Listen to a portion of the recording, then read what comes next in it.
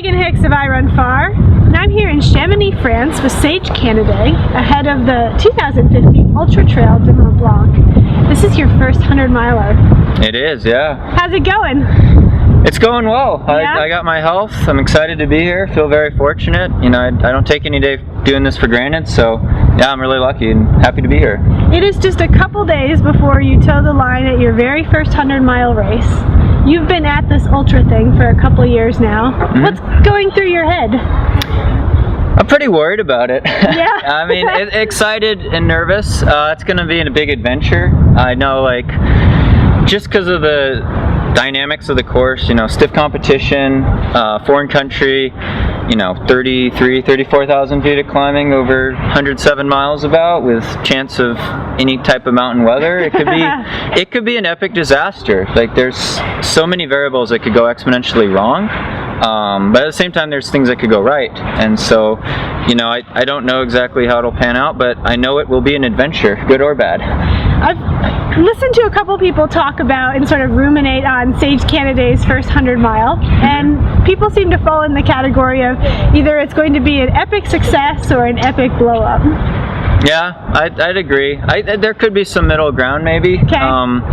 Yeah, I mean, with, you know, between nutrition, stomach issues, sheer muscle failure, just legs cramping up, hypothermia, you know, having, yeah, that probably worries me the most. And just like mentally, I try to take the mental component out of it, actually. I try to make it all physical, even though those kinds of things manifest together.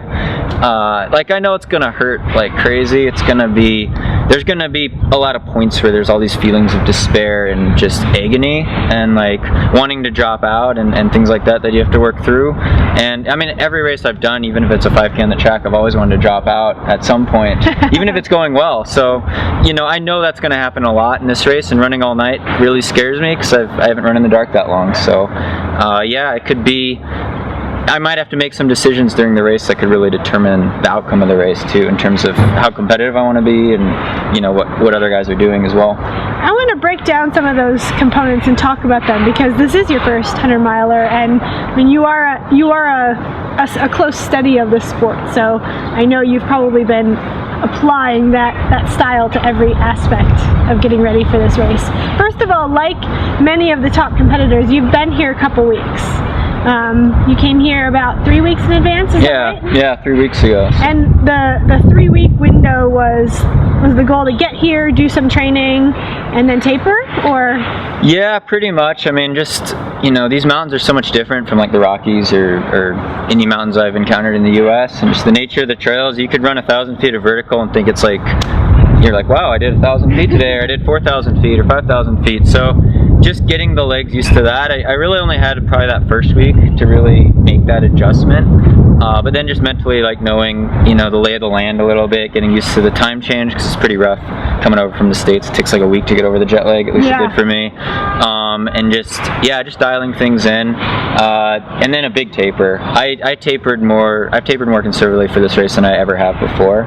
So like this week and like even last week, like, I've hardly been doing anything. It's been really lame. Like, I've been running flat, like on the pavement in town, just to avoid all the epic mountain trails you could do, because I know I need to rest my legs, because all the vertical tires me out, and I want to make sure I'm not overtrained going into this race. So I've been really conservative with the taper. Is that a hard thing to do? I mean, you're here in the Chamonix Valley. There's a couple 100 miles of single track that just spider right out of here. I mean, we're looking at single track in every direction. Has it been hard to sit up and look at it? Yeah. No, definitely, especially on a day like this. When it was raining, I was just like, I just sit back and have a coffee and not go outside. But yeah, it has been hard sometimes to turn down adventures, but, you know, I came here to race and be competitive, and, you know, I love the mountains. I love the track. Like, the track here is really cool. I love trails all over. So yeah, I had to hold myself back, but remember, you know, the goal of coming here, I guess. The night start, the Friday night start, is a fascinating component, and I think it's I mean, in addition to the night start, you have the fact that you're coming from 8 time zones away. So I think that's something that can really throw off North Americans coming here to race. Have you been resetting your body clock to prepare for that night start in any way? Yeah, I've been sleeping in. I like sleeping in anyway. Like, I'm usually a night owl and I sleep in late, and since I've been here for 3 weeks, like, I'm adjusted to this time zone really well. So I'm excited about the night start. I used to, when I raced in track, we ran at night a lot, like 10 p.m., 10K on the track, you do it. So I'm excited to get the night component over with more like early on in the race. Yeah. So then, like, you know, if I'm 14 hours in the race and the sun's coming up, that might be a good boost to have at that point. I just have a feeling. So I'm excited that, you know, we'll hit the night pretty fast and then it'll be all night, but it'll be good, I think. Yeah, this is an all night and then a better part of the next day race. What's the longest number of hours you've raced so far? It's about 12 hours. I think it's just shy of 12 hours at Euroc 2013, which was a horrible disaster. Like, worst race of my life, so I don't like to think about that, but that was the longest time I was on my feet. And that, yeah, this will be a lot longer, so it's we're scary. Adding, what, 8 hours to At that? least, yeah. How do you make, I mean, your journey with ultra running and trail running has been, you've been, compared to many people, pretty conservative about it. You've jumped up in even increments. That's not quite an even incremental jump, is it? How do you wrap your head around it? Well, I mean, it's the next logical jump, because like after 100K, there's not very many races that are like 75 miles. And you know, my motto this year, I'm trying to try to do the experiment, any surface, any distance. So, you know, running road marathons, running even races on the track, or doing shorter mountain races, or, you know, 50-mile trail races in the US versus this 100-mile. I like the variety. I like the challenge of it, and it's fun. I think that the challenge is there. This race is, you know, 100-mile race takes a lot longer than other 100-milers that I could have picked. Like, people are like, why didn't you do 100 miles on the track? Like, that would have been a very controlled environment. You could do it, you know, many hours faster, maybe, hopefully. Even, you know, a course like Western States or Leadville is considered a much faster course than this. So I like the idea that there's so much vertical and that it's such a relatively extreme mountain race. So yeah, it's tough to wrap my head around that time frame, and like, I'm not going to listen to music or anything either, because I don't do that. But yeah, hopefully I could be mentally strong the whole time and have that just be a constant, and then hopefully things click physically, because that could really make or break your performance. The course is pretty interesting. I mean, it's a ton of vertical, but it's a fairly non-technical vertical. These are, in general, well-developed trails. They've been around hundreds of years. The rocks have been pulled out of them. They're steep, but they're not too technical. Add into that the fact that you come in and out of several towns, so there's some pavement running. Yeah. You put together, I don't know, what is it, probably 15 or so miles of pavement running throughout the race. How are you sort of breaking that up? Are you breaking it up from cruise station to cruise station, from climb to descent to flat, or how are you going to mentally visualize the journey? Yeah, so originally I was like, oh, I'm going to cover the whole course before the race. Didn't have enough time to do that. I've probably covered maybe 40% of the course, maybe 40 miles. I've seen the descent down into Courmayeur, which I know is probably a critical one. Yeah, mentally, I just think when you start going up, usually you're going up 4,000 feet over like at least an hour of all uphill, and maybe some little dips. So I'll get the trekking poles out and just start going up the hill, and just mentally think I'm going uphill for an hour, hour and a half.